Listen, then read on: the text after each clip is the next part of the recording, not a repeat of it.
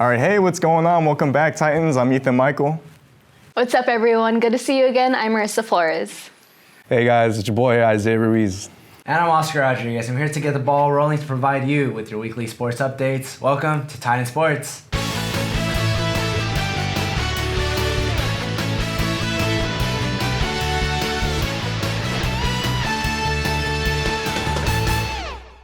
Starting off within the world of soccer, the Real Madrid striker Karim Benzema hoists his first Ballon d'Or, the award given to the world's best soccer player. He faced off stiff competition from the likes of FC Bayern Munich's Sadio Mane, who placed second. The French national led Spain's top league, known as La Liga, for Real Madrid as the league's top scorer, who hit back to the net 27 times. Not only that, but in the Champions League, where the top teams in Europe meet in the bracket-style competition, Benzema netted another 15 goals, 6 alone coming from two hat-tricks against French club Paris Saint-Germain, and scoring another in the first leg against English club Chelsea FC. The French forward silently went into the starting spot previously held by the Portuguese player Cristiano Ronaldo, who moved back to the English squad, Manchester United. Ronaldo would finish in 20th place, where Lionel Messi, the 7-time winner and reigning winner, didn't even make the shortlist. Benzema proved momentous, leading and lifting his team, Real Madrid, to dizzying heights, showing the world why he no longer is the understudy, but establishing his name once and for all, netting the illustrious award just shy of his 35th birthday. Another big win, Alexia Putellas became the first woman to win the Ballon d'Or Feminine for the second consecutive year.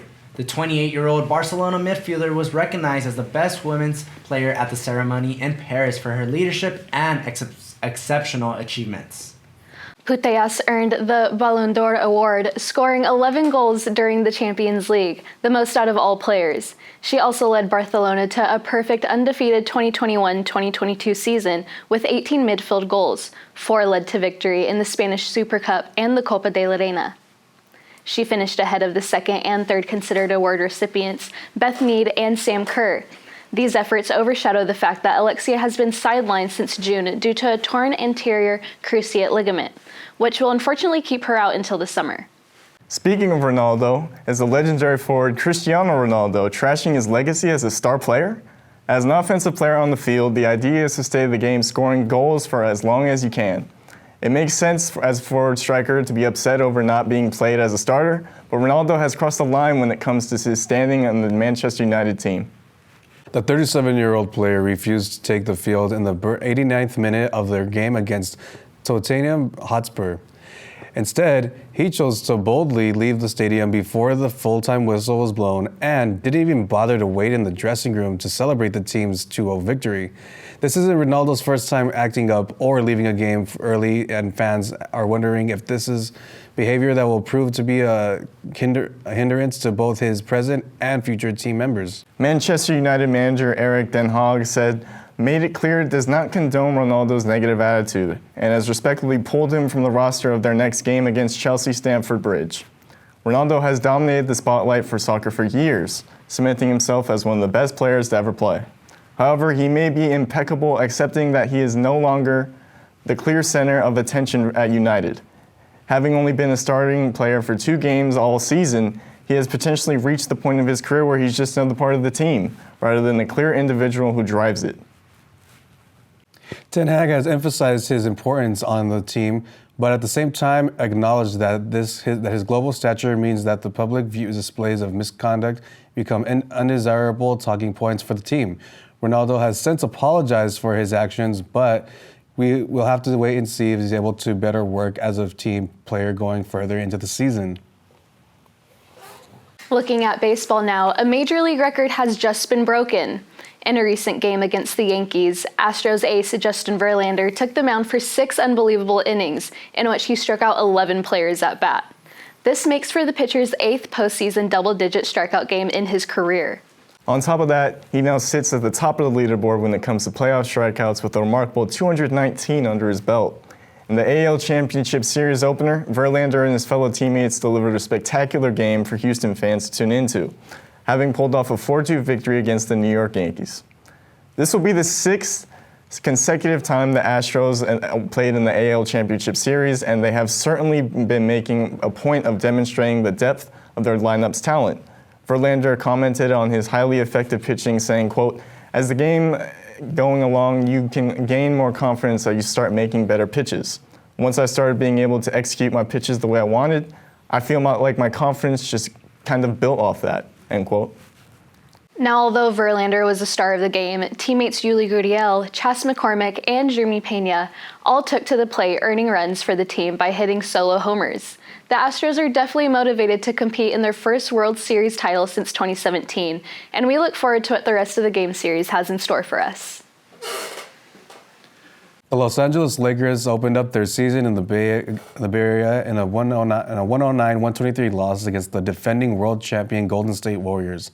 The Warriors started off the night with the special ring ceremony and the hanging of their championship banner before putting on a show on the court. According to ESPN Stats, Finals MVP Steph Curry led the team in points with 33 despite having an off shooting night, going for 10 for 22 from the field and 4 for 13 from beyond the arc.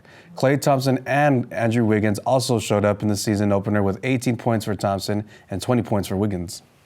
LeBron James seemed to pick up right where he left off last season with 31 points, 15 rebounds, and 8 assists, within range of passing the great Kareem Abdul-Jabbar in most points in NBA history. LeBron might be putting up these numbers once again during the course of the season on the way to leading the Lakers to the playoffs and being serious contenders. However, with many concerns going into this season about LeBron's counterparts, Russell Westbrook and his play, and Anthony Davis and his health. AD and Westbrook also had a good game, with Davis putting up 27 points and looking like a top 10 player as we all know him to be. And Westbrook putting up a double-double with 19 points and 11 rebounds. With Davis healthy and King James playing at a high level that we haven't seen any player a year 20 play at, the Lakers can certainly set themselves up to be a threat in the West. All right, some local CSU sports updates. Our very own Fullerton men's soccer team are on an unbeaten streak for the past 6 games. On Wednesday night, the Titans took on UC Riverside and earned a 1-1 draw result, taking a point away from home.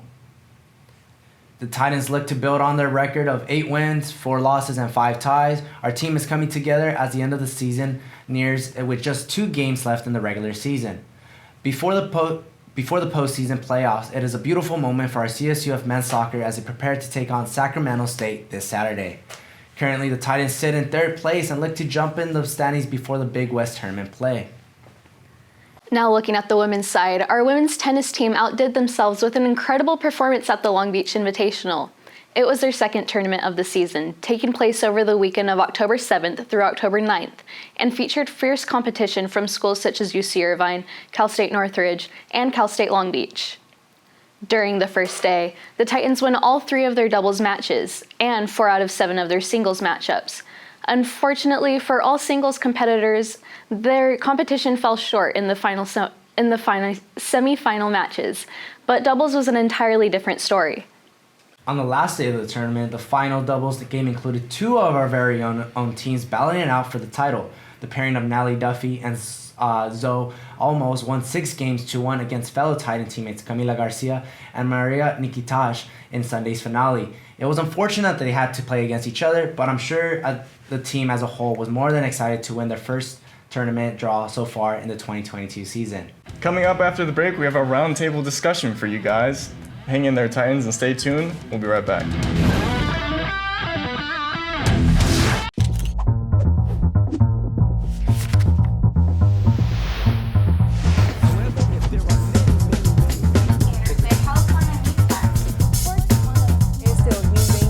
I have a question about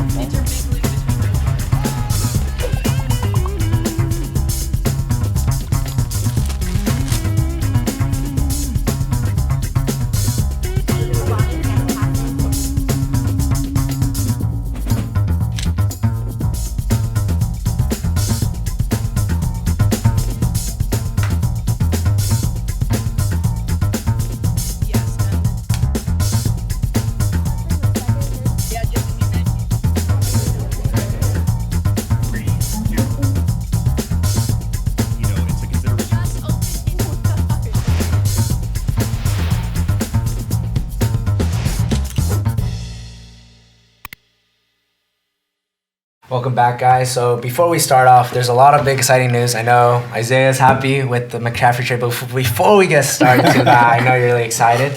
Also, by the way, I don't know if you guys watched the last show, but my Bills won, and I told you they were gonna win. Bro, I told you they might win. I told you. I told you they might win. The Chiefs are gonna win, man. Chiefs are gonna win, guys. No, I just want to mention the Ronaldo. It's pretty crazy to see that because Ronaldo has been best player in his team for like the past decade, and seeing him on the bench, and it's not a typical situation for him. He's always a man of the team, and it's just crazy to see him on the bench and having those little arguments with the coach Ten Hag. But I mean, for him, if I was in his situation, I feel like I would stay in the team and be like kind of a leader for the younger players, Marcus Rashford and Anthony. They are younger players, so I feel like if him becoming a leader for them, I think it would be really beneficial for the team and himself as well, just to be in that coaching wise. But who knows if he's gonna stay or gonna go? But I feel like he might go, honestly. Yeah, I agree. Well, I don't know about you, but I'd say Ronaldo isn't the player he used to be at all. And I think the team knows that. And he's definitely getting older.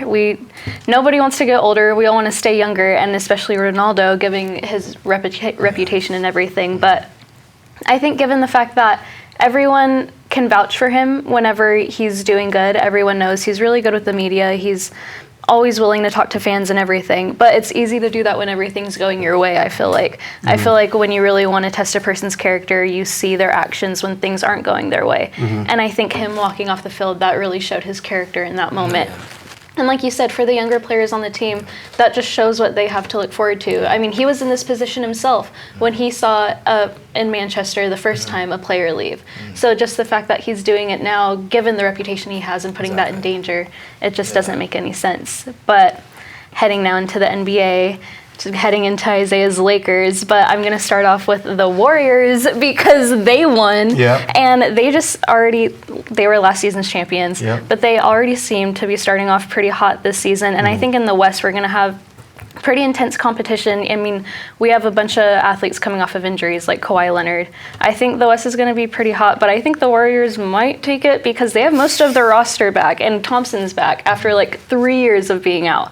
So I think we'll see what happens, but what did you think of the game? Well, I'm glad you mentioned that the Warriors won, because I just want to point out last semester when we had this conversation going into the playoffs and everybody was picking their teams to come out of the West, he picked the Suns. I'm sorry. I was like, you know what? I think the Warriors are going to come out of the West and they're going to win the finals, and sure enough, that's exactly what they did. But shout out to them though. They're a good team to root for because they play the right way.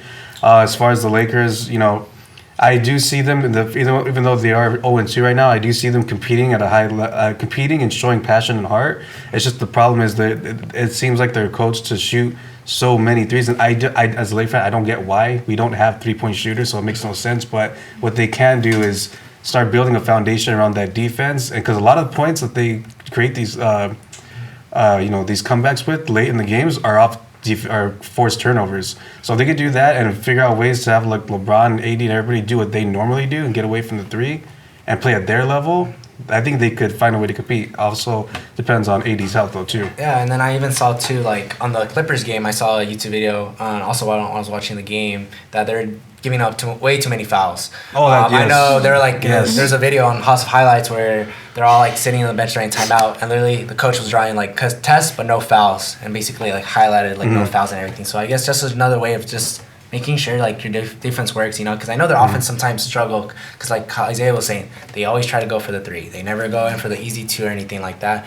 But if you look at a team like, if you're playing a team like the Warriors who are known for shooting threes, but the thing is like, now the whole league they play like the Warriors, so you kind of have 100%. To. You can't win in today's game if you can't shoot threes. Like that's what was happening with the Suns, who kind of played like a retro style of game. Now you just have to shoot threes. That's just the way the game is played. And if you play the Warriors and you get down to a lead, and now you're down like 20 points, you have to shoot the three. So if you don't have a team built around that, you don't really stand a chance in the playoffs. No, I agree with you. I totally agree with 100%. All I'm saying is, for the Lakers to compete, because they don't have those 3-point shooters, unless they trade Russ and get some shooters, they're going to have to use their defensive side of the ball when they play teams like that to get some stops, even with teams that can shoot the three, and LeBron lead the way to have them force the other team to play at their level as opposed to the other way around. But with the way they're playing right now, do you see them making it far this season? Do you see them making the playoffs this season? just based off of these first 2 games that you saw? At the end of the day, given how like they just fall apart the very, very last bit of the game, I maybe the play-in tournament again. But I mean, it's a long season. I think if if they make a trade and they get shooters, They should get definitely some young talent, yeah, especially in the 100%. Well, moving on to other news in the Bay. Christian McCaffrey going to the Niners. So now does that change things for you? Does that push them over the hump? They still have Jimmy Garoppolo, who, you know, the criticism has been that he hasn't been able to push them. He's just sort of a game manager. But, you know, in the past we've seen, like with Peyton Manning and the Broncos, like it doesn't, like the defense and other players around you can carry a game manager. So can that happen with the Niners? I believe so. I think for one, here's my take. You mentioned Jimmy Garoppolo. I think when they had Trey Lance, right? I think when they had him, the whole team knew, and even as I'm not a fan, but like as a football fan, I when I would see is that was gonna be more of like a really like a test year for the 49ers and him. Yeah. But now that Garoppolo is at the quarterback position, now it's going back to Super Bowl caliber team right now. And with the Niners defense, they're one of, in my opinion, 4 teams that have Super Bowl caliber defenses: the Niners, Broncos, Cowboys, and the Buccaneers. Damn, you gonna say the Steelers? That's What about the crazy. Bills? That's The crazy. Bills, no, the Bills too. I'll put them in the top just 5 said Steelers also. because you're a diehard Steelers. fan. No, I think it's gonna be a little biased. I'm not delusional, man. I'm not delusional. I'm just glad you threw the Broncos in there. Our offense isn't doing hot this season, but I take credit for our defense. They But have- go on. No, but adding Christian McCaffrey again, kind of similar to some players who. I think as long as he stays healthy, obviously it's a big concern. They're going to be a very, very explosive offense. Think of like McCaffrey, Debo, Brandon Ayuk, who I think is very underrated still, Especially since you mentioned Debo. I mean, I guess a little bit of pressure off from Debo because coming to a season, everybody's like, all right, I'm going to guard Debo. And now like, they have so many options. They're gonna have Kittle, so many, Debo. yes. And then Ayuk popped off last week with 2 touchdowns already, so it makes him another big target, especially with another McCaffrey. Who knows? Even in fantasy, he's already a top target. I was gonna say he's probably gonna average like 30 points now in fantasy. So. Don't say that. Well, I'm just saying. They can sort of ease McCaffrey. They can kind of preserve him or try to preserve him because, you know, Debo can switch it up and play running back as well. Yeah. So they just have a lot of weapons. They don't really have that quarterback arm as far as I've seen with Garoppolo, but who knows? That might not matter. That's true. He's a good game manager though, and he's accurate. Yeah, Coach Shanahan might come up with some creative plays, you know, some running, like some slots here and there. So it'd probably be it was going to be a fun team to watch. I think it was going to be a honestly. fun team to watch. They set themselves up. And it was a lopsided trade too. Like, what they give him? Like, second, third, and fourth? Second, third, and 2 fourths. But I think they used that injury history like in their Oh. favor. He only plays half But the like, season. still, like, No, I would have like, thrown in like at least a player. Like at least give me one player. It ain't got to be like your best, but like I mean, come on. So something. I don't know. I think it was kind of lopsided. I think so too. Yeah, definitely. So, all right, Titans, that's all the time we have for today. Thank you for so much tuning in. I'm Ethan Michael. Thanks for tuning in, everyone. I'm Marisa Flores. Thank you guys for joining. I'm your boy Isaiah. And I'm Oscar Rodriguez. Give us a follow on Instagram and Twitter if you haven't already at CSUF Titan Sports to keep you updated on all things sports.